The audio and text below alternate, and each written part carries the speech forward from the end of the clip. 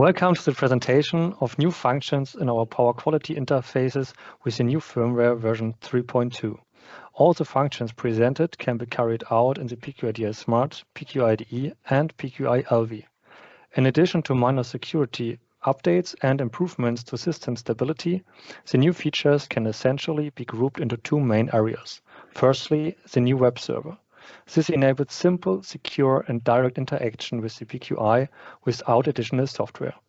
Secondly, the extension of the Modbus master functionality. Now I will introduce the web server interactively. The user created is used to log in. The landing page provides a direct overview of the PQI with the active connections and the power quality status. Recently measured values for voltages, currents, power, and energy are displayed in the live data. Also available are the extreme values for voltages and currents of the last 7 and 30 days.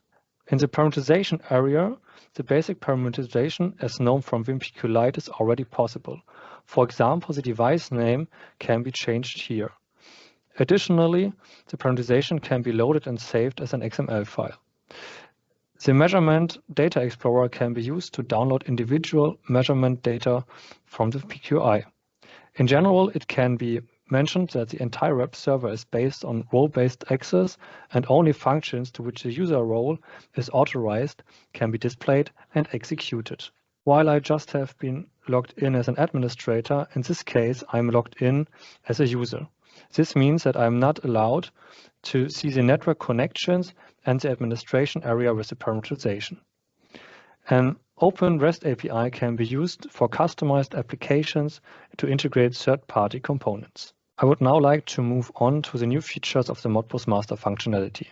The implementation of Modbus master is very generic, which is why there has not yet been any visualization of the measurement data. With the web server, there is now a great function in the live data area that visualizes the measured values of the feeders. You can choose between a generic table view and a prepared template. Such a template recently only exists for our iSense 3 and 4 current measurement technology.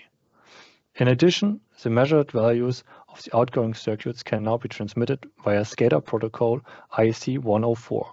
This makes our PQI the ideal head unit for supplying measured values for grid-oriented control when using compliant safety edges in the outgoing feeder. If we have aroused your interest, you are welcome to contact us directly. The firmware can now be downloaded from our homepage in the Download Center. Thank you for your attention.